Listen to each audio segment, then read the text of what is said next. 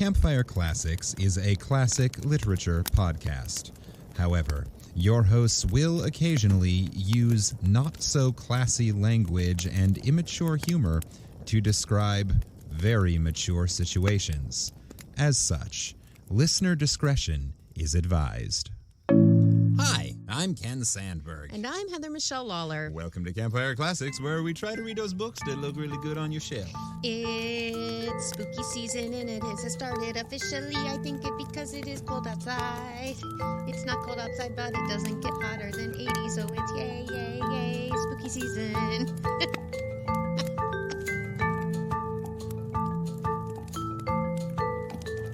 Wow. I had a lot of trouble following the rhythm, the sort of the internal There was meter rhythm of in that there? one. Well, everything has a kind of rhythm, That whether was it's a called consistent rhythm. Heather's hippity-hoppity rhythm. Hippity-hoppity does seem to make a lot of appearances.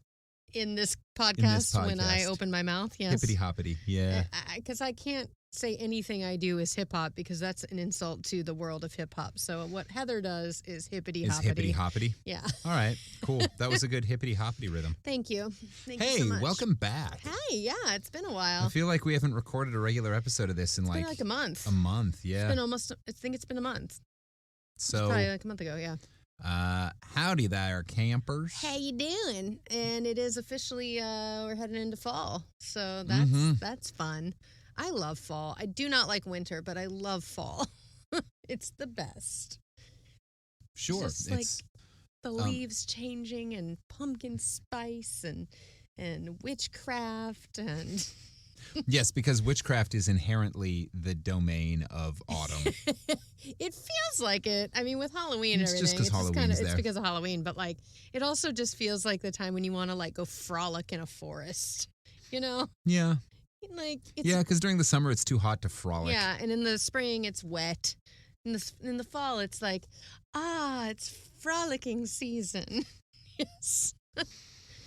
Welcome to frolicking season. Oh, I like that. Yes.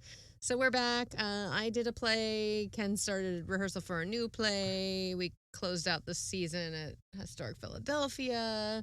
Yeah, But I'm still motherfucking Betsy. And it's been a busy month. Yeah, it's a been lot busy. going on. Yeah.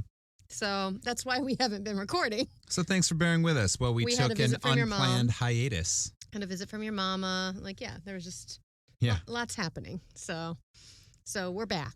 Campfire Classics regular Ken's mom came and visited. Yes. Regular corrector of wrongdoings. Yep. Regular contributor and occasional co-host. Yes. So she was here for a while, and she got to see my show, which she'd been wanting to see a show of mine for like a couple of years at this point. It's been a while. It's been a long time since you were able to do one on dry land. Well, I did a few on dry land that she couldn't see. I saw one. I did my shows in Creed, and I did the shows in Florida, and she didn't see those. Yeah. So, yeah. Oh, wow. Yeah, it's been even longer than I was it's been thinking. Since grad school. Yep. Yeah. So that was finally fun. happened. Yeah. But other than that, it's been good times getting to know some theater people here in Philly. Yeah, I've spending some time Quigsanded a few times. hanging out at the local theater bar. The local theater bar is named Quigs, and you bring that up to any theater person, they go, uh-oh. Yeah. And now I know why. It's easy to fall into that pit. We, my friend from the show, one of my friends from the show bartends there and manages it, and then the other friend gave it the name that I will never not call it now, which is, ooh, you got Quigsanded, which means you got sucked down the hole of the Quigs. So, yeah, there's been a few nights that I've shown up there and said, I'm going to have a couple drinks, and then I'm there when it closes at 2. It's like, when did that happen? Yeah. Oh my gosh. But I'm like, now I know people there. So it's even, now it's becoming like Cheers. I'm like, which character am I? Wasn't Frasier a later addition? Frasier was a later addition. My Frasier, I don't think I'm nearly as well spoken or Republican enough to be Frasier, but maybe I'm BB Newworth. Maybe I'm his part. Maybe You're what's her name? Lilith. Yeah. Lilith. Well, that is a witch's name, so All right. I'll take it. I'll take Lilith. Witchy theater woman and has a dry sense of humor and little sarcasm. You'll have to start perfecting your incredibly dry delivery. Okay, I'll work on that. But yeah, so that's been my exploration in the city. I've also learned about South Philadelphia, which has been fun. I like it down there. Yeah, it's everything south of North Philadelphia. But yeah, so just been exploring, getting to know the world. Making really, really topical Cheers references. Yes. Well, Frasier is coming back. They keep threatening. I think it's actually happening. I don't know how it's going to happen. Especially in the writer's strike. I don't know how it's going to happen. Right now it's not. Like, how are you announcing, we don't need any more, I was going to say slags. That's not the word. I don't know what you're trying to... Scoopers, poopers, the people that go against the union. Scabs, thank you. Why could I not think of that where we were literally just saying it upstairs? The scoopers and poopers. Scabs. Scabs. It's not slags. Slags is like a word for a whole different thing. Slutty woman in Britain. Yep. So, although I agree, we don't need any more slutty English women. I disagree. I think we need many more slutty English women. I'm not saying anything against slutty English women. I'm just saying there's probably enough of them. We don't need more. That's true. All right. No judgment. We don't need to compete with the already fantastic slag population. Yeah. And especially here, we have enough slutty American women. We don't need to add slutty English women to it. But they don't have a cool name. Slutty American women don't have a cool name like slags. That's fair. So maybe we need to come up with a word for them. Yeah, I think all we got is skanks. Skanks sounds like Hose. They stink. Hose sounds that'd be stank. Like stank. Stanky skanks. Stanky skanks. Got that skank stank. They work at the fish factory and then they go out at night. It's the fish market. Ooh, all you can eat buffet. Oh, I am no longer proud of this. You went with it. We're going down. Yep. We're going down the Quigsand. Nope, we are not going down the stanky skanks. Anyway, I think we should get to the episode. What do you think? Yeah, that was a good 7 minutes.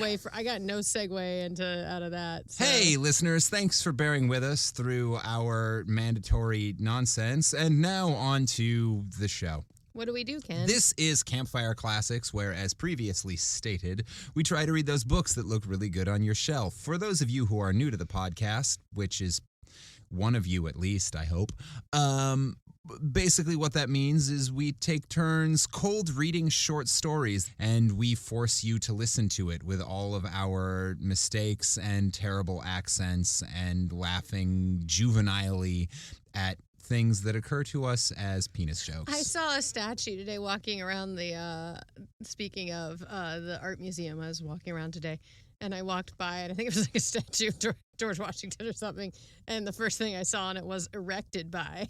And I almost took a picture, and I'm like, Heather, grow up. Who erected George Washington? I didn't read it. I just saw erected by, and I went, oh. Hopefully Martha. I'm sure Martha did a few times, so. And that is the type of highbrow penis joke you can expect from the next, hour or so of your life. Yeah. So welcome. And this week, I got to pick the story. Yeah. Which means before we jump into it, Heather's going to share a few fun facts to set the mood. So this week we have a new author who I can't believe we haven't covered. Honestly, I can't believe you haven't assigned me a story by this person, because we are living in the domain of the pulp fiction with this writer. So this story is by an author called Isaac Asimov. Oh yeah, we've not covered Asimov yet. You know him. I was there's no way you can't. As I was doing the research, I'm like, I know who this is.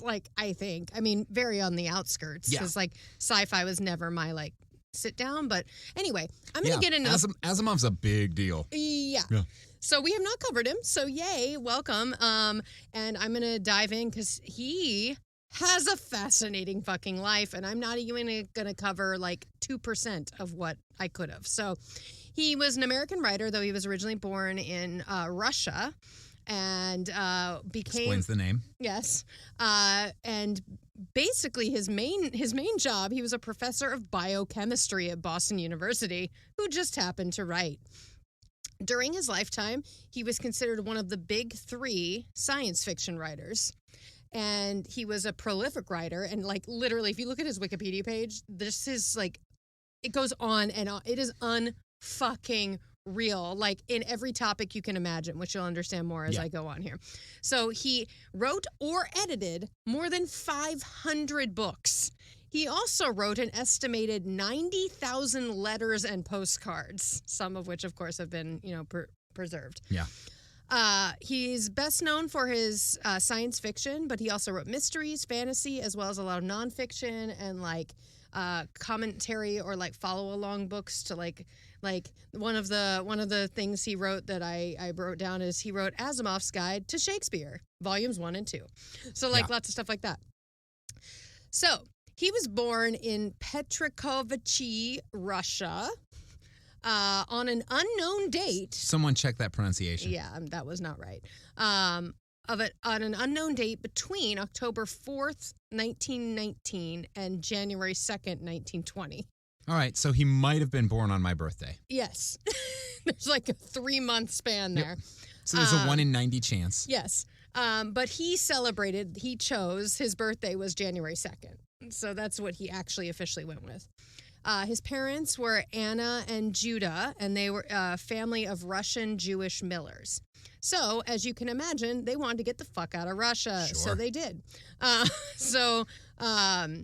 This was early 20th century? Yes, the 1920. Yeah. 1920s, they got out of Russia, they moved to America just in time for... Yeah. Oh. Yeah, they got out of there at the right time. But I'm just saying, they then come to America and Great Depression hits. Well, yes, but at least they weren't caught in the middle of World War II, which was much worse for Jewish people, arguably. At least the Great Depression was shitty for everyone, right, I guess. Yeah.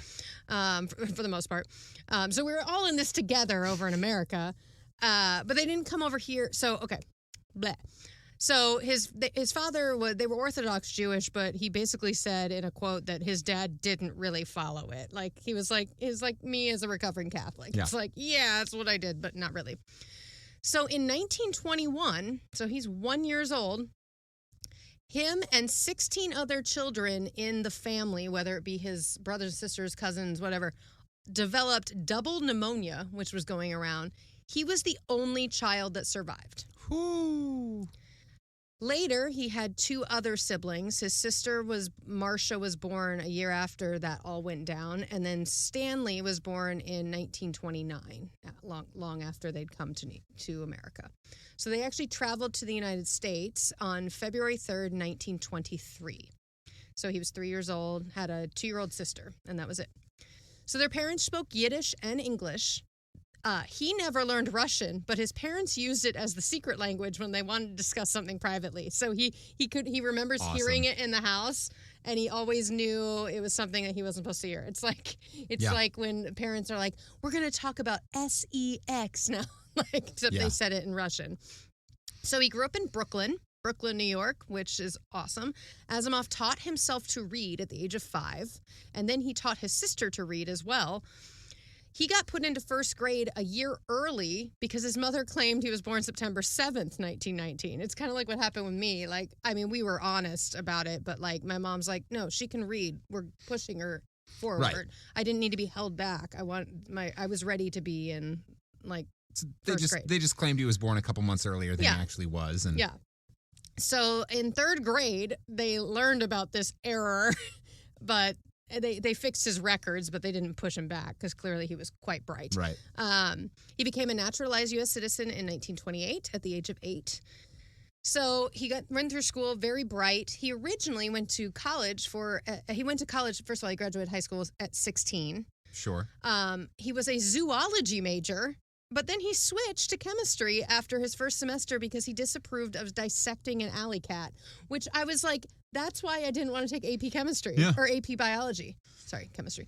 AP biology. Yeah, not a lot of cat dissection in chemistry. It's like the reason I did not want to take that in high school. because we had to dissect a cat, and I was like, I have no interest in that. That makes me sad. So I found that fun fact interesting. So he switched to chemistry. He graduated from that, then completed a Master's of Arts degree in chemistry and a doctorate of philosophy in chemistry, which is an interesting degree. Philosophy in chemistry. Yeah. So, yeah. Also, during his chemistry studies, he learned French and German. So, sure, but not Russian, so he still doesn't know what his parents are talking Russian, so fuck that. During that, during those times he was in school, he was drafted, of course, into World War II as a chemist, and actually lived here in Philadelphia for a few years. Oh. So he was a chemist at the Philadelphia Naval Yard.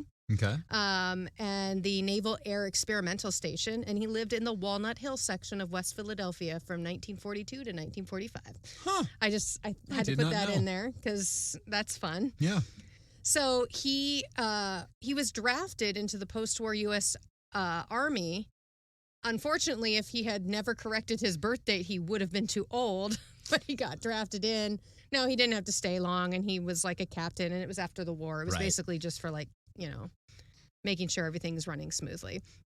So he did his life, went on, studied biochemistry, started teaching at Boston University.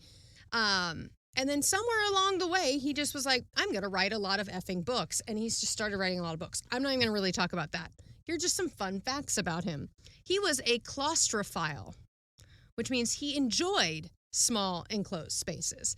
Okay. In the third volume of his autobiography, he recalls as a child that he had a desire to own a magazine stand in the New York City subway stations because then he could enclose himself in and listen to the rumble of passing trains while reading. I mean, that's pretty cool. Yeah. So he actually brought that up in a few of his stories, like the idea of claustrophobia versus wanting to be claustrophobia versus claustrophilia. Claustrophile, yes. Asimov also had a extreme fear of flying. He only did so twice in his entire life. So once in the course of his work as a Naval Air Experimental Station, during his time here in Philly, and once returning home from Oahu because he had to go over to Hawaii during his time. So once he boated over and then he came because he went over the Navy, but flew back. So for that reason, he very seldom traveled at great distances because the phobia was real, and he's like, I don't want to do it. And he used that a lot in his stories as well. He coined the term robotics. Okay. So the term robotics was first appeared in his 1941 story Liar. He also, another fun fact is a great variety of information covered in Asimov's writing prompted Kurt Vonnegut, who's one of my favorite writers, or was for a long time. Haven't read him in a long time, actually. I should pull that back up. Kurt Vonnegut asked, how does it feel to know everything? Asimov replied that he only knew how it felt to have the reputation of omniscience. The reputation of omniscience, which is uneasy. And it's like the whole ignorance is bliss. Mm-hmm. But if you're really smart, you're probably always a little uncomfortable. And that's how he explained that. So again, I could go on and fucking on and on, but instead I'm going to tell you a couple of his most famous works, and then we'll get to the story. So I talked about Asimov's Guide to Shakespeare. He also did Asimov's Guide to the Bible, volumes 1 and 2, which I would love to read. Cool. Four of my favorite that I just had to put in. He wrote a collection of limericks called Lecherous Limericks. More lecherous limericks the following year. The following year, still more lecherous limericks. And then 2 years after that, limericks too gross. All right. He also wrote, this was the one that made me go, oh shit, I know who that is. I, Robot. Yeah. That's his story. So the Will Smith, it's actually been used in a couple productions, but the big one we know, I think it was in 2004 or something around there, was the Will Smith I, Robot, which was such a big movie at the time. One of his very famous stories. And then I'm going to close with this. David Frost, Frost Nixon, mm-hmm. David Frost, he was interviewed by him. And David Frost interviewed him on August 1969. Frost asked Asimov if he had ever tried to find God. And after some initial evasion, Asimov answered, God is much more intelligent than I am. Let him try and find me. I like that. And that is where I will end the fun facts. So today, you are going to be reading a story called The Last Question. Cool. Yeah. Let's start this fire.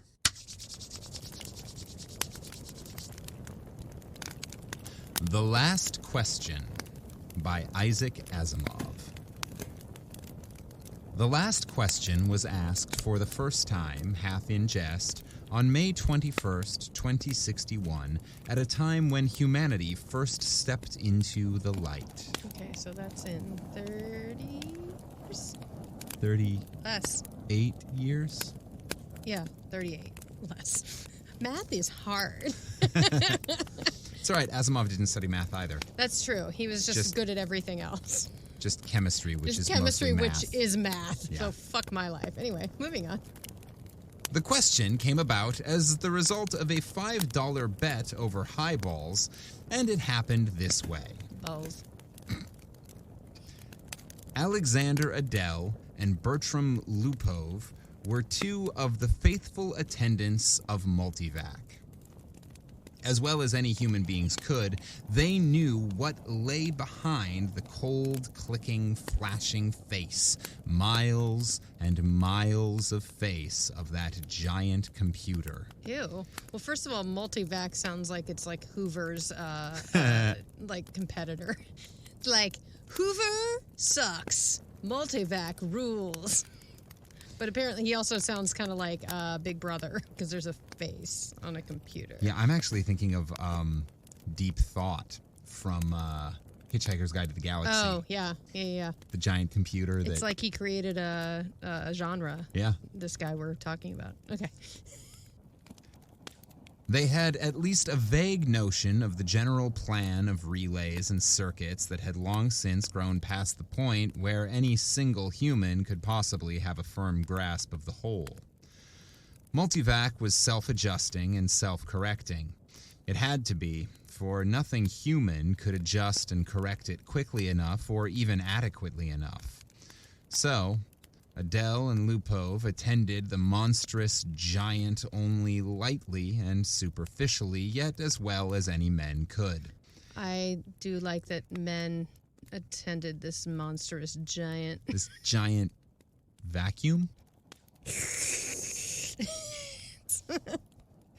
They fed it data, adjusted questions to its needs, and translated the answers that were issued. It's like Siri. Certainly, they and all others like them were fully entitled to share in the glory that was Multivac's. For decades, Multivac had helped design the ships and plot the trajectories that enabled man to reach the moon, Mars, Venus, but past that, Earth's poor resources could not support the ships. Too much energy was needed for the long trips. I love reading stories from like the 50s that assume that we've been to Mars and Venus and shit in like 30 years. It's embarrassing that we haven't. It really is. Well, it's because like NASA was like, well, not NASA, but like in general, they were like, we've been to the moon, we're done. Yeah. Fucking It's idiots. idiotic. It's idiotic. Yeah. But it is kind of funny to read that and be like, oh, wow. Yeah, you overshot that. Yeah. You predicted Siri, but you did not do well with the exploration of space. My sort of pie in the sky plan for world peace includes going to Mars. Oh, yeah. Earth exploited its coal and uranium with increasing efficiency, but there was only so much of both. Ding, ding, ding. But slowly, Multivac learned enough to answer deeper questions more fundamentally, and on May 14th, 2061, what had been theory became fact. The energy of the sun was stored, converted, and utilized directly on a planet-wide scale. Solar power. All Earth turned off its burning coal, its fissioning uranium, and flipped the switch that connected all of it to a small station 1 mile in diameter, circling the Earth at half the distance of the moon. all Earth ran by invisible beams of sun power. Well, shit. That would be nice. Yep. That's what we're working on if it wasn't all about capitalism. Yep. That's... Fucking this. I mean, this is... I love reading these stories because it's like, wow, you predicted the future of what it should have been. Well, the altruism in it is what makes it science fiction instead of just science. Yes. 7 days had not sufficed to dim the glory of it, and Adele and Lupov finally managed to escape from the public function and to meet in quiet where no one would think of looking for them, in the deserted underground chambers where portions of the mighty buried body of Multivac showed, unattended, idling, sorting data with contented, lazy clickings. Multivac, too, had earned its vacation, and the boss appreciated that. They had no intention, originally, of disturbing it. They had brought a bottle with them, and their only concern at the moment was to relax in the company of each other and the bottle. Yeah, bro time. It's amazing when you think of it, said Adele. His broad face had lines of weariness in it, and he stirred his drink slowly with a glass rod, watching the cubes of ice slur clumsily about. All the energy we could possibly ever use for free. Enough energy if we wanted to draw on it to melt all Earth into a big drop of impure liquid iron and still never miss the energy so used. Whoa, why'd you go to the dark place, dude? Let's not. Well, because if you're measuring how much energy something takes, like, there are one of two ways you can go. We have enough energy to safely run the world, or we have enough energy to destroy the solar system. Both at the same time. Both at the same time, but it's much more, dramatic? Dramatic. The power to destroy a planet. Now I'm scared that Adele is in charge of anything. Adele. There's a fire charging all of Earth. I am gonna use it to blow up the world. Too much of a reach there. Maybe that's what Adele's actually writing about. Yeah. All of the energy we could ever use forever and forever and forever. Lupov cocked his head sideways. He had a trick of doing that when he wanted to be contrary, and he wanted to be contrary now. Partly because he had had to carry the ice and the glassware. Not forever, he said.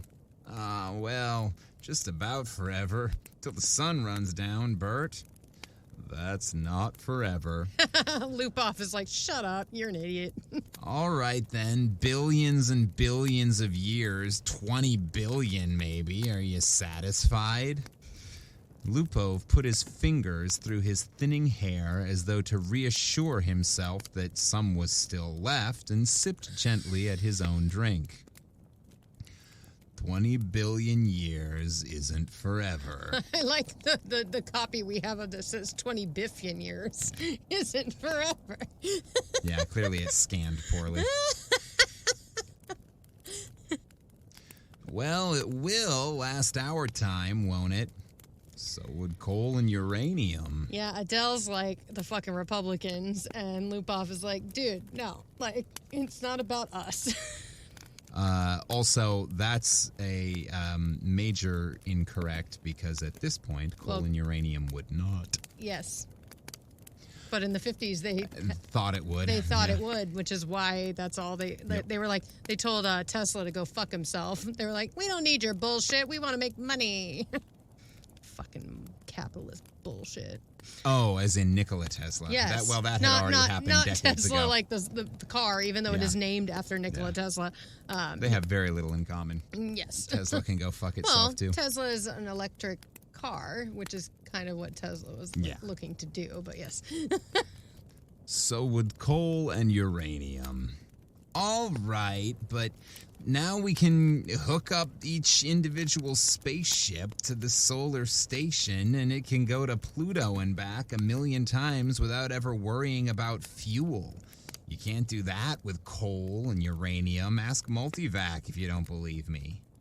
I don't have to ask Multivac.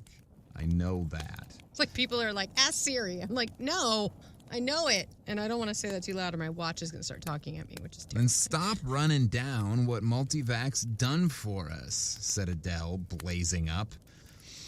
It did all right. Is it getting high?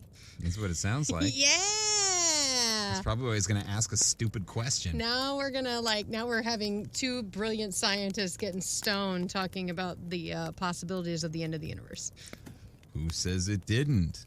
What I say is that a sun won't last forever. That's all I'm saying. We're safe for 20 billion years, but then what? Lupov pointed a slightly shaky finger at the other. And don't say we'll switch to another sun.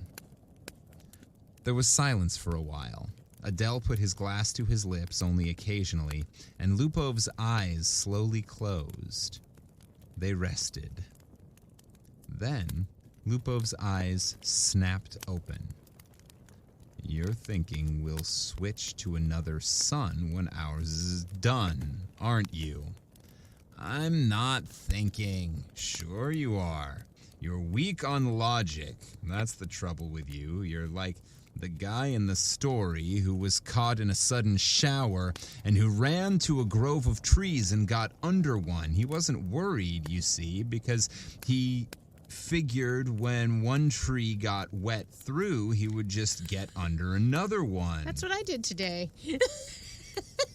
And then I got drenched. Yeah, so the logic was flawed. Good logic. I mean, it started raining a lot harder, too. I think we could call the day when the sun explodes a pretty rainy day. Rainy as in, like... Metaphorically rainy. Metaphorically, like, explosion, like, darkness and, like... Yeah, a metaphorically rainy day. That'd be a real shitty day. Yeah. That'd be... Sad day. Oh, when I was walking in the sun, the rain had just started today, there was a little boy with his mom behind me, and he was like, Mommy, I don't like the rain. And Mom's like, well, the rain is good for the planet, honey. You gotta... And he's like, but rain makes me sad. It's like crying. I was like, oh, and the mom was like, you're right. Rain is like tears, but it's good tears. Sometimes tears are good, too. It was just like the cutest little lesson happening right behind me. Aww. I was like, oh, the kid is understanding melancholy. It's so cute. Also, Mom, good job. She's like, good for the planet. Also, crying is okay, too, sometimes. Yeah, but it's not salt water like your tears would be. Yet. Stop whining. I'll give you something to cry about. Oh, my God. Just acid rain. This is just what we got. A whole different thing. Yep. That's not salt water.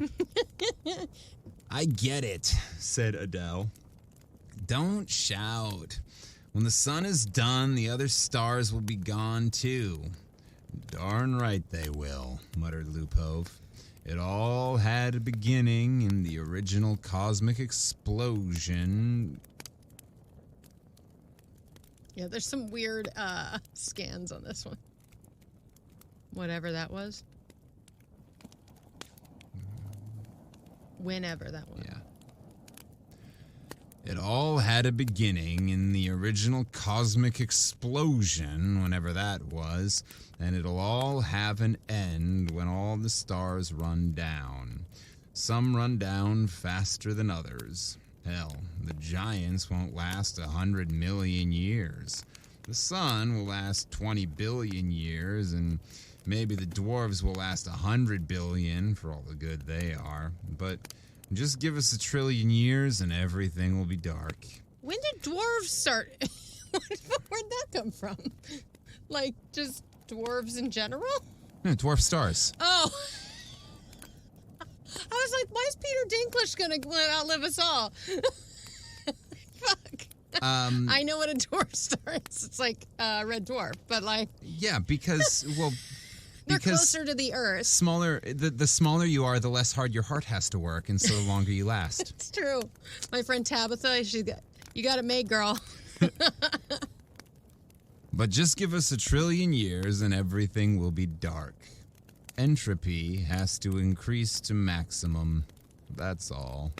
I know all about entropy, said Adele, standing on his dignity. The hell you do. I know as much as you do.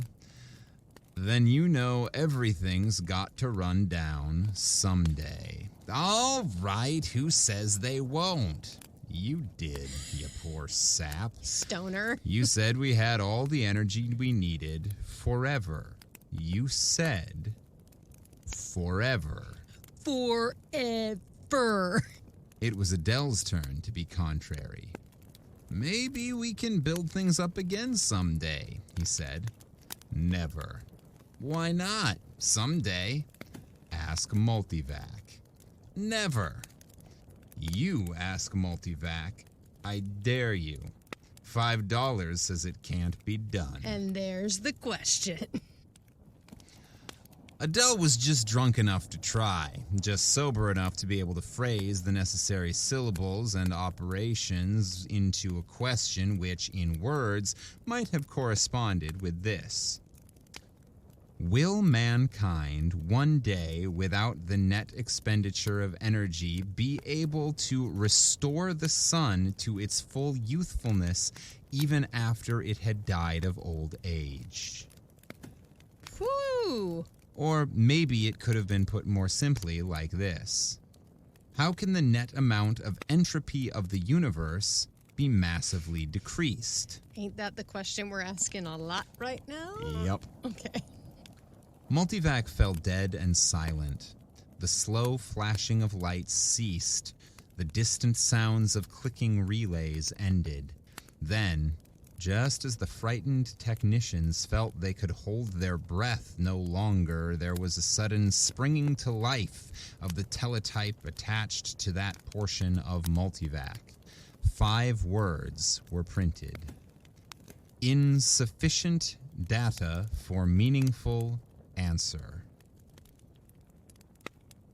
No bet, whispered Lupov. They left hurriedly. Woo! Something the computer doesn't know. Yep. That's scary. That's just essentially when the little AI generator is like, I don't have the stuff to answer your dumbass question. Yeah, it's like technology's scary. By next morning, the two, plagued with throbbing head and cottony mouth, Definitely smoking weed. had forgotten the incident. Jared, Jaredine, and Jaredette 1 and 2 watched a starry picture in the visiplate change as the passage through hyperspace was completed in its non-time lapse. Who are Jared, Jaredine, and Jaredette? 1 and 2. The children of Jared, I assume, who was just super egocentric. Super fucking full of himself. Yep. At once, the even powdering of stars gave way to the predominance of a single bright marble disk, centered. That's X-23, said Jared confidently, his thin hands clamped tightly behind his back and the knuckles whitened. The little Jaredettes, both girls, had experienced the hyperspace passage for the first time in their lives and were self-conscious over the momentary sensation of inside-outness. They buried their giggles and chased one another wildly about their mother, screaming, "We've reached X-23! We've reached X-23! We've reached..." "Quiet, children," So said this is a Jared. family. Yeah. They're all... Ew. They're definitely related. "Quiet, children," said Jaredine sharply. "Are you sure, Jared?" "What is there to be but sure?" asked Jared, glancing up at the bulge of featureless metal just under the ceiling. It ran the length of the room, disappearing through the wall at either end. It was as long as the ship. Jared scarcely knew a thing about the thick rod of metal. Stop! I can't. We got a fucking bulge in the wall and a thick rod. I was gonna ignore one, but there's two in one sentence, or two in two sentences. It's dirty. Anyway, moving on. A bulge the length of the ship. That's a huge bulge, and apparently it's also a thick rod. Jared scarcely knew a thing about the thick rod of metal except that it was called a microvac. Wow, if that's a micro... Bulging out of the walls? I don't know what I'd do with a full-size one. Damn. Jared scarcely knew a thing about the thick rod of metal except that it was called a microvac, that one asked it questions, if one wished, that if one did not, it still had its task of guiding the ship to a pre-ordered destination, of feeding on energies from the various subgalactic power stations, of computing the equations for hyperspatial jumps. Jared and his family had only to wait and live in the comfortable residence quarters of the ship. Okay, so we've jumped time, or location at least. Location, certainly. Yeah, because the two guys we met earlier were with the multivac, so right. It's like the OG. Yeah, and then the microvac the is home computer. And then the microvac is on everything as like a honing device, or like a Siri or GPS, or Yeah, it's a smaller offshoot. Yeah. Yep. Someone had once told Jared that the AC at the end of microvac stood for analog computer in English, but he was on the edge of forgetting even that. Geraldine's eyes were moist as she watched the visiplate. I can't help it. I feel funny about leaving Earth. Why, for Pete's sake, demanded Jared. We had nothing there. We'll have everything on X-23. You won't be alone. You won't be a pioneer. There are over 1 million people on the planet already. Good Lord, our great-grandchildren will be looking for new worlds because X-23 will be overcrowded. Then, after a reflective pause, I tell you, it's a lucky thing the computers worked out interstellar travel the way the race is growing. Eek. I know, said Geraldine miserably. Geraldette 1 said promptly, Our microvac is the best microvac in the world. I think so too, said Jared, tousling her hair. It was a nice feeling to have a microvac of your own, and Jared was glad he was part of his generation and no other. In his father's youth, the only computers had been tremendous machines taking up 100 square miles of land. There was only one to a planet. Planetary ACs, as they were called. They'd been growing in size steadily for 1,000 years. Then, all at once, came refinement. In place of transistors had come molecular valves, so that even the largest planetary AC could be put into space only half the volume of a ship. It's like fucking cell phones. Okay, so we have traveled in time. Yeah, we have definitely gone forward, because they're talking about when it used to be the multivac. Yeah. Now it's like computers when our parents were young, were the size of buildings, and now we have everyone has a cell phone. I saw a picture on the internet the other day of a guy with like everything in the fucking like late 70s, early 80s, like CD player, record player, video camera, phone, like basically every electronic you could ever think of, and it took up like an entire room. And someone goes, everything in this picture is now in your pocket. Yeah. So yeah, we have jump time. Yep. Creepy. Well, there's also that thing that a cell phone today has more computing power than what NASA used to get to the moon. To the moon, yeah. What they had on the moon, which also took up an entire building, is not nearly as smart as what our little cell phone has. Like I said, terrifying. And they're listening. Everybody's listening all the time. If I say this too loud, I'm going to get ads for, like, NASA. could use some ads for NASA. That'd be more useful than the shit I get ads for. I get ads for, like, buy this stupid pair of, like, shoes that no one ever wanted. Yeah. Jared felt uplifted, as he always did when he thought that his own personal microvac was many times more complicated than the ancient and primitive multivac that had first tamed the sun, and almost as complicated as Earth's planetary AC, the largest, that had first solved the problem of hyperspatial travel and had made trips to the stars possible.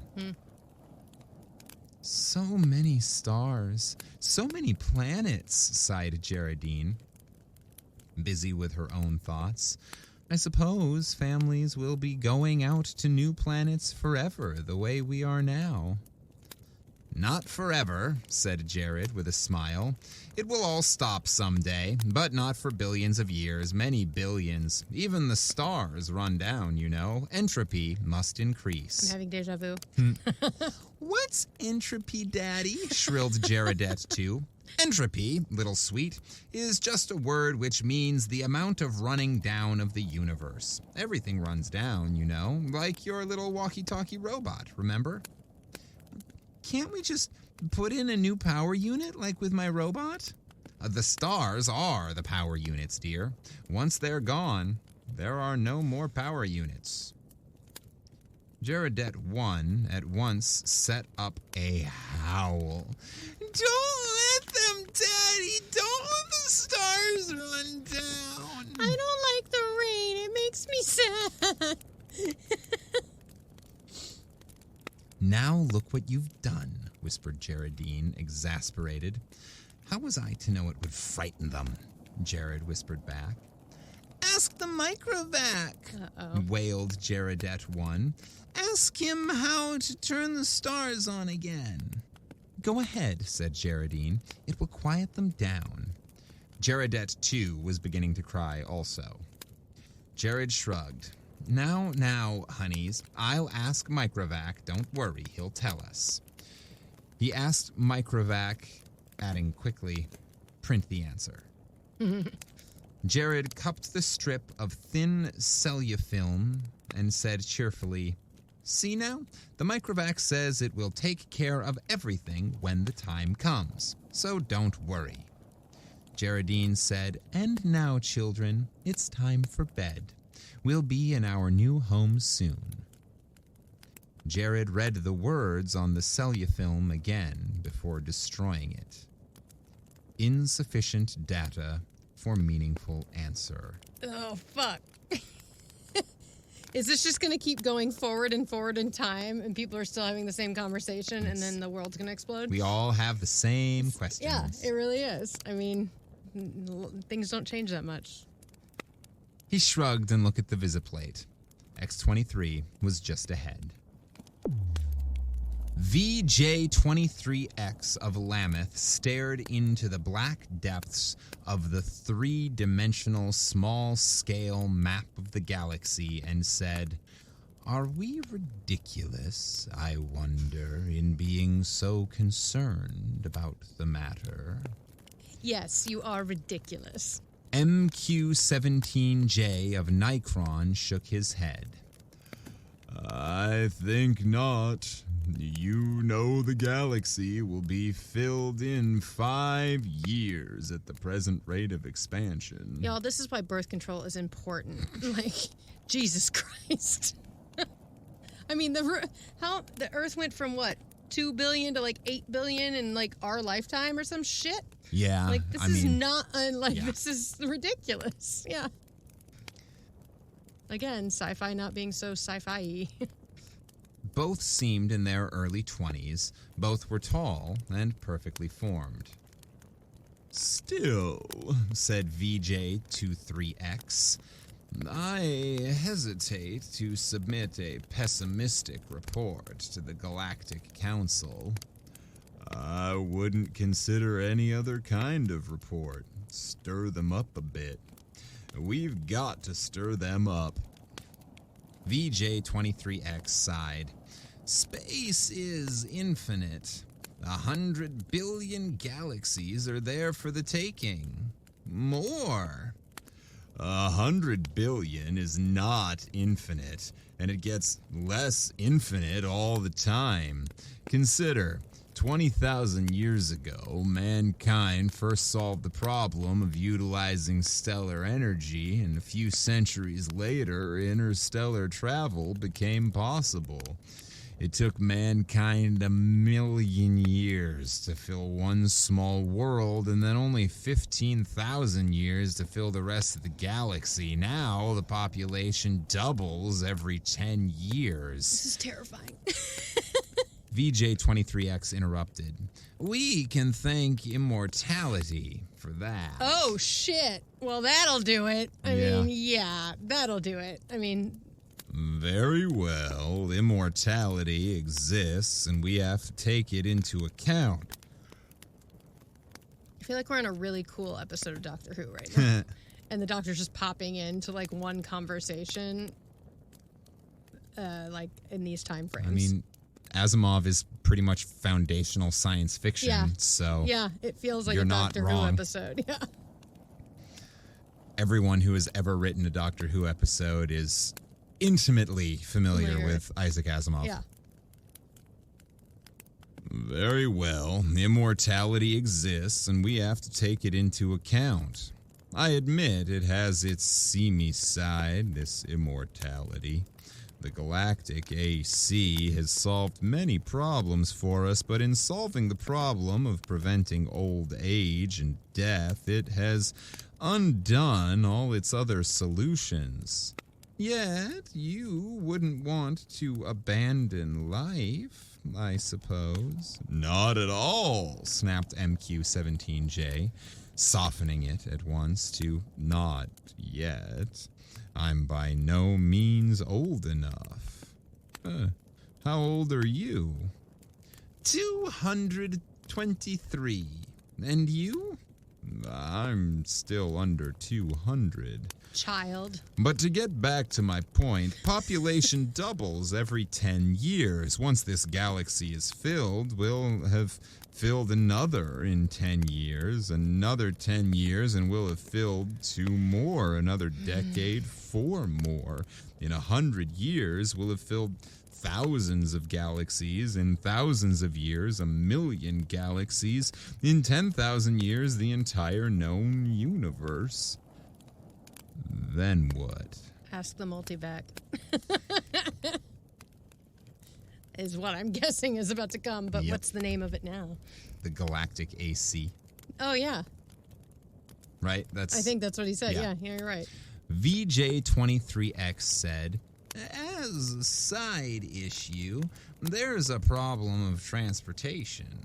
I wonder how many sun power units it will take to move galaxies of individuals from one galaxy to the next. A very good point. Already, mankind consumes 2 sun power units per year. Most of it's wasted. After all, our own galaxy alone pours out 1,000 sun power units a year, and we only use 2 of those. Granted, but even with 100% efficiency, we only stave off the end. Our energy requirements are going up in a geometric progression even faster than our population. We'll run out of energy even sooner than we run out of galaxies. A good point.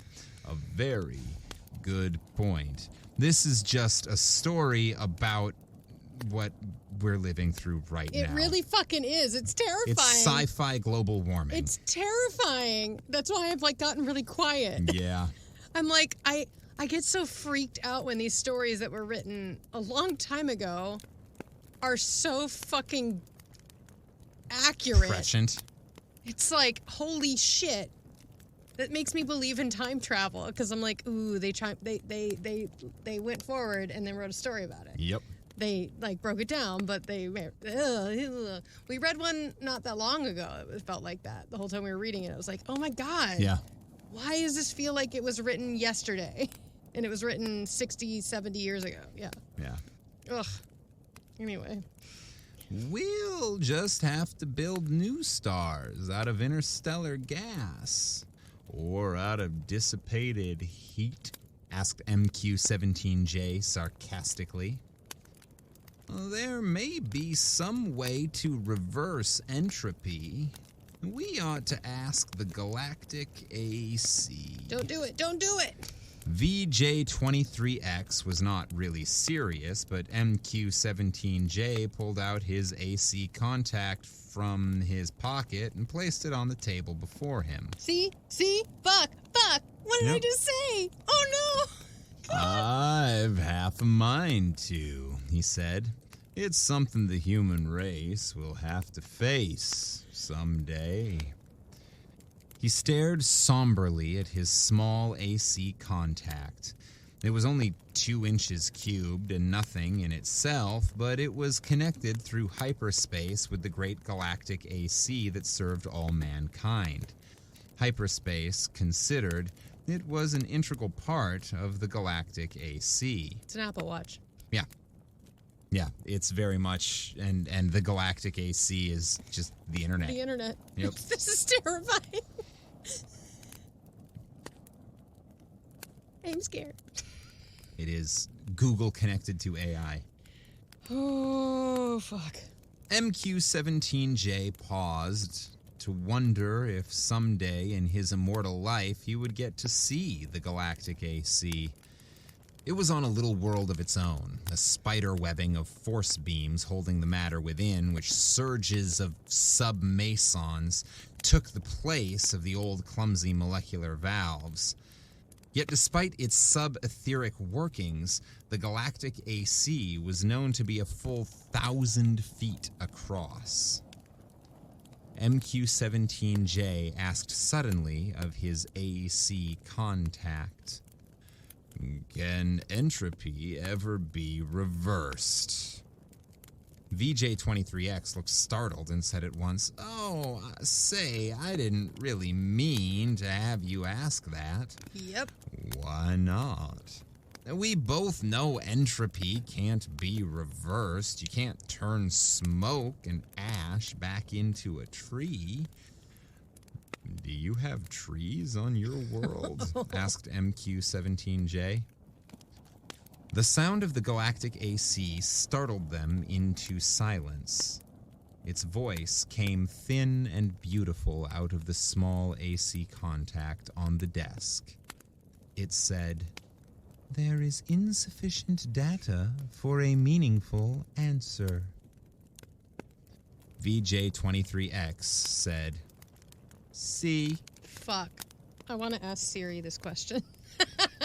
Okay. Do it. Can entropy ever be reversed? From byjuice.com in a closed system, entropy cannot be reversed. Well, there's the answer. That's Siri's answer.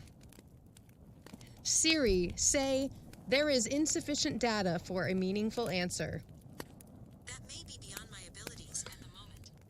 You can't say something? Siri, repeat after me. There is insufficient data for a meaningful answer. I don't think I like this game. Siri's snarky. Siri, repeat after me. There is insufficient data for a meaningful answer. I'm an intelligent assistant, not a parrot with beautiful plumage.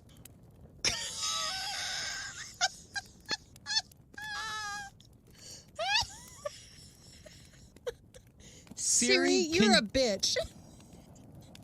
I won't respond to that. Rude. Fucking crap. Parrot. Quack, quack. Anyway. VJ23X said, "See?" The two men thereupon returned to the question of the report they were to make to the Galactic Council. Z Prime's mind spanned the new galaxy with a faint interest in the countless twists of stars that powdered it. He had never seen this one before. Would he ever see them all? So many of them, each with its load of humanity. But a load that was almost a dead weight. More and more, the real essence of men was to be found out here, in space. Minds, not bodies. The immortal bodies remained back on the planets in suspension over the eons. Sometimes they roused for material activity, but that was growing rarer. It's like Wall-E. Yeah. They're just like fat slobs that like don't move around. Occasionally they're like, I'm gonna go get something. But it sounds like Their what's minds actually work. happened is the mind and spirit have ascended Yeah. to a higher level. Yeah. The body is no longer necessary. They're not necessary, yeah. Few new individuals were coming into existence to join the incredibly mighty throng, but what matter? There was little room in the universe for new individuals. Z Prime was roused out of his reverie upon coming across the wispy tendrils of another mind. Oh, this is creepy. Mm-hmm. It's like AI living. I am Z Prime, said Z Prime. And you? I am D sub 1. D sub 1, the rapper D sub 1. He definitely does hippity hoppity. It's a terrible rap name. D sub 1. I am D sub 1. Your galaxy? We call it only the galaxy. And you? We call ours the same. All men call their galaxy the galaxy, and nothing more. Why not? True, since all galaxies are the same. Not all galaxies. On one particular galaxy, the race of man must have originated. That makes it different. Z Prime said, On which one? I cannot say. The universal AC would know. Shall we ask him? I'm suddenly curious. I don't know if this is creepy. Like it's creepy. It's creepy, but like It's simultaneously creepy and incredibly blasé. well, and also like is it interesting that man or humankind has become so intelligent in this universe that for millions and millions of years and billions of years now they have been able to expand across the galaxies to like continue on and expand? Or is it terrifying that humanity has quite literally taken over multiple universes for their own taking? Well, I mean, I guess that's also in this story. There's no alien.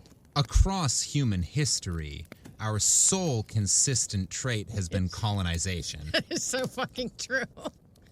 It's just like universal global colonization. We spread out. Galactical. We spread out and we take over new shit. It's what we do. It's scary. It's really scary to me because like I don't know if they're just not addressing it in this story or if there never were other alien life forms, but like Regardless, it seems to be a non-issue. exactly.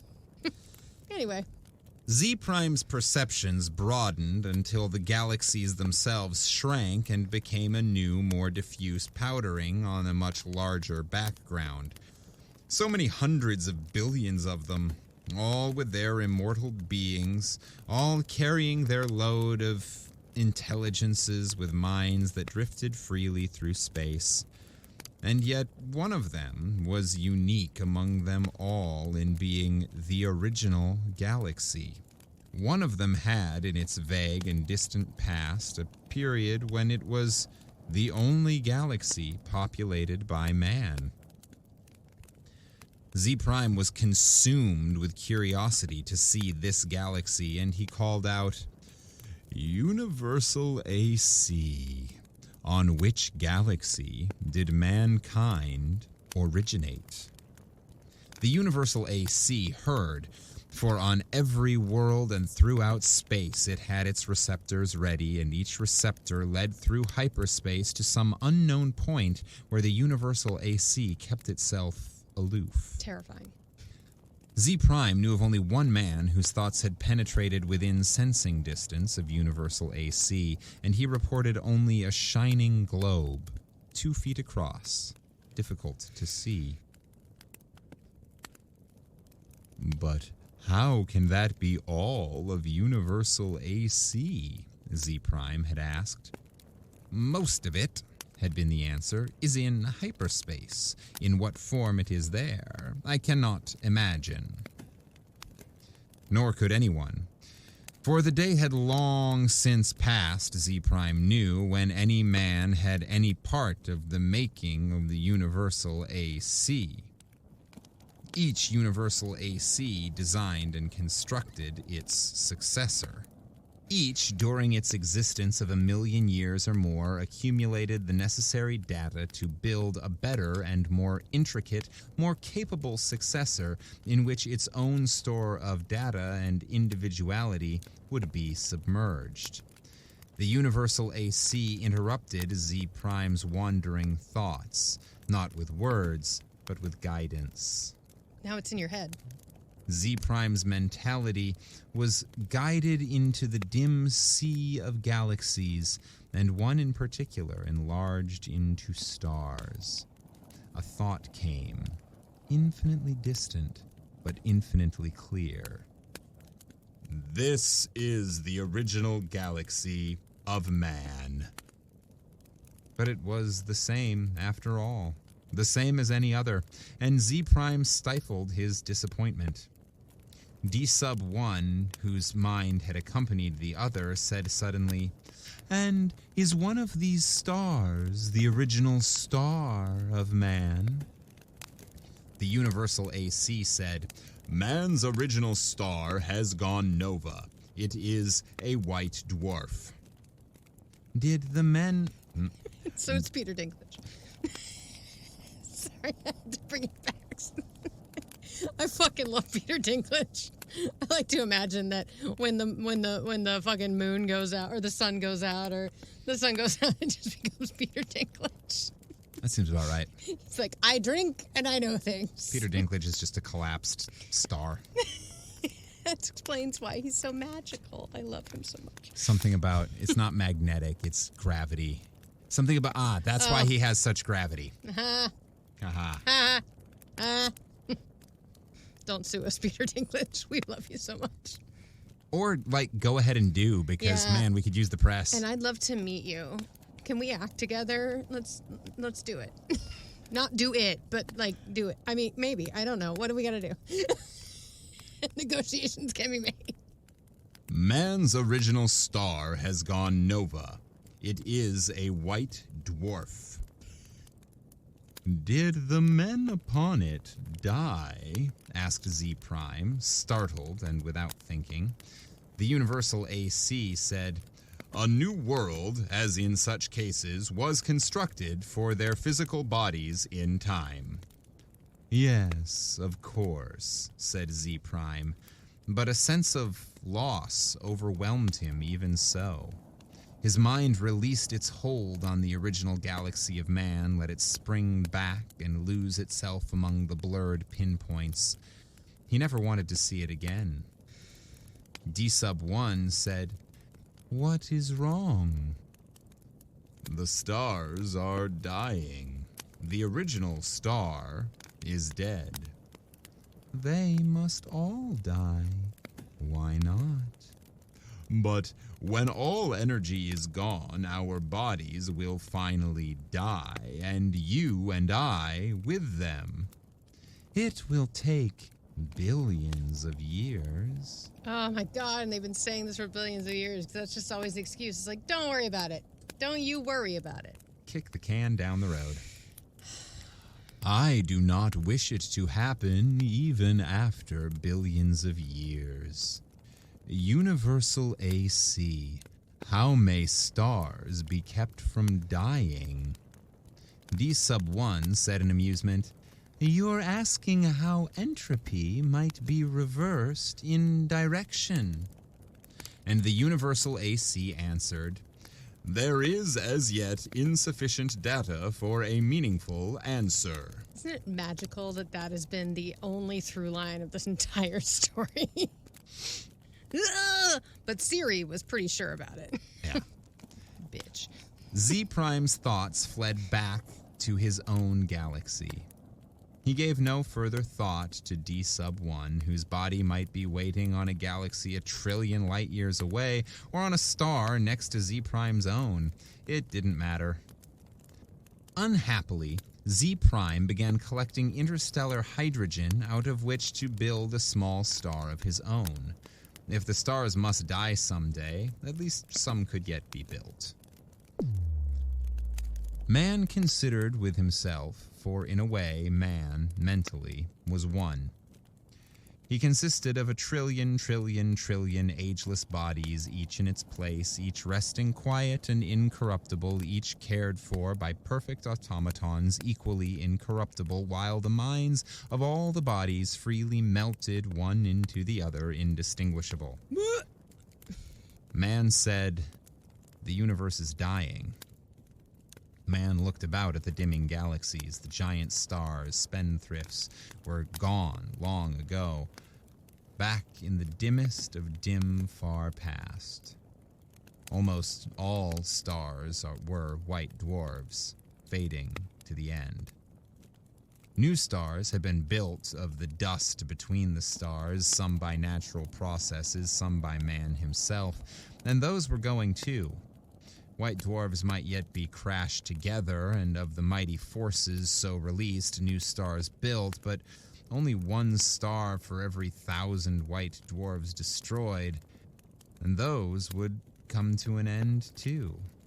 Man said, "Carefully husbanded, as directed by the cosmic AC, the energy that is even yet left in all the universe will last for billions of years. But even so," said man, "eventually it will all come to an end. However it may be husbanded, however stretched out, the energy once expended is gone and cannot be restored. Entropy must increase forever to the maximum." Man said, "Can entropy not be reversed? Let us ask the cosmic AC." The cosmic AC surrounded them, but not in space. Not a fragment of it was in space. It was in hyperspace and made of something that was neither matter nor energy. The question of its size and nature no longer had meaning in any terms that man could comprehend. "Cosmic AC," said man, "how may entropy be reversed?" The cosmic AC said, "There is yet insufficient data for a meaningful answer." Man said, "Collect additional data." The cosmic AC said, "I will do so. I have been doing so for 100 billion years. My predecessors and I have been asked this question many times. All the data I have remains insufficient."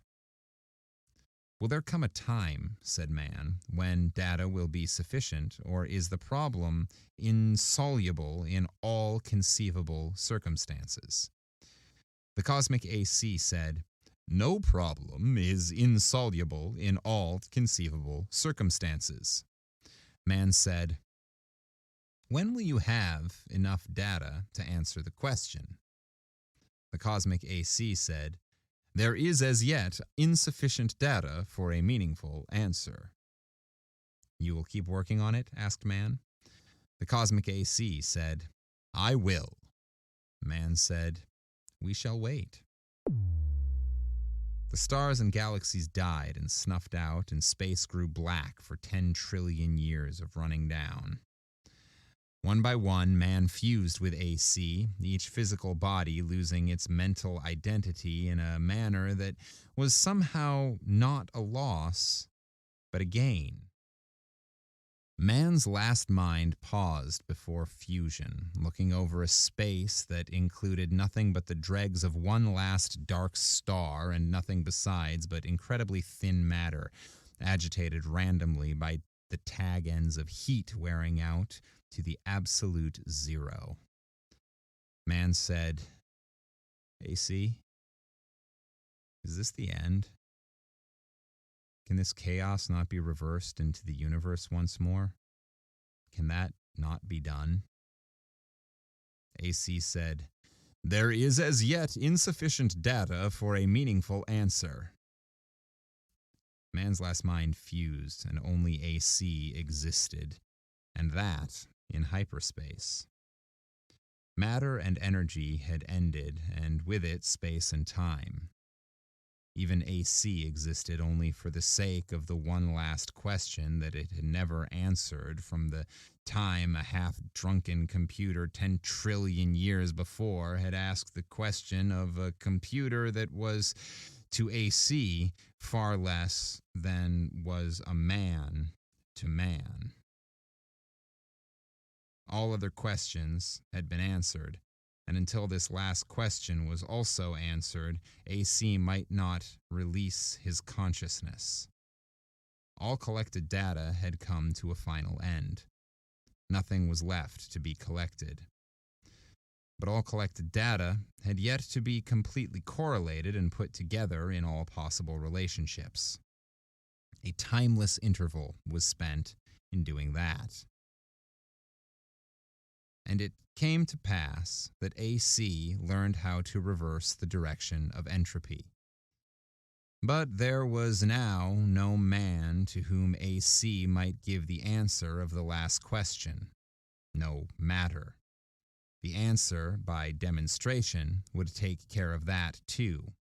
For another timeless interval, AC thought how best to do this. Carefully, AC organized the program. The consciousness of AC encompassed all of what had once been a universe and brooded over what was now chaos. Step by step, it must be done. And AC said, "Let there be light." And there was light. The end. Is AC God? Yeah. Holy shit. Absolutely. Yeah. Holy fuck. Holy fuck. So the idea presumably being that the inevitable cyclical nature of the universe is that light is the source of all things. that humanity, that creation is attempting to figure out how to stave off the end of the universe and isn't capable of it, but eventually the computer figures out how it can reverse it, and so it starts everything over again. With light, because light is the it's the life. Big Bang. And it just keeps happening over and over and over again. For another 100 trillion years. That's exactly what happens. We and then it happens again. We evolve towards beings of pure consciousness, and then into the conglomerate man, and then we become the AC, and then we figure out how to start it over again. And it goes, "Let there be light." Yeah.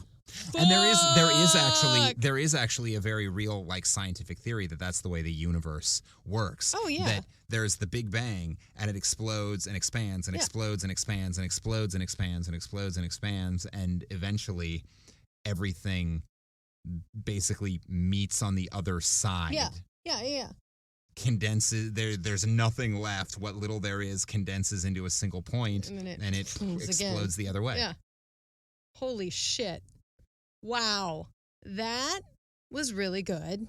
That was a trip. That was a Doctor Who episode. I was very much reminded in terms of the feeling that I got from it, and in terms of the sort of surprise and my desire to not do much other than my personal desire to not do much other than just read the story. I was very much reminded of the Star. Yeah. Which was like our fourth story. Third story, yeah, I think. I gave you that story, and like was that was Wells, H.G. Wells. Yeah, very much. Yeah, like very, like it made me just kind of go, like take a lot of deep breaths and like a lot of like analyzing of self and like Woo! All right.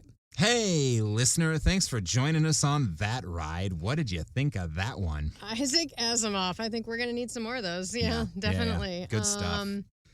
Yeah, that reminded me of so many things that, like, not only just like us fucking with Siri during the middle of that, which was terrifying. She wouldn't answer the question, which is why I worry about our multivac, because our multivac has an attitude.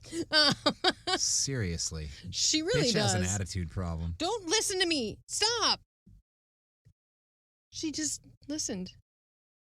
She stopped listening.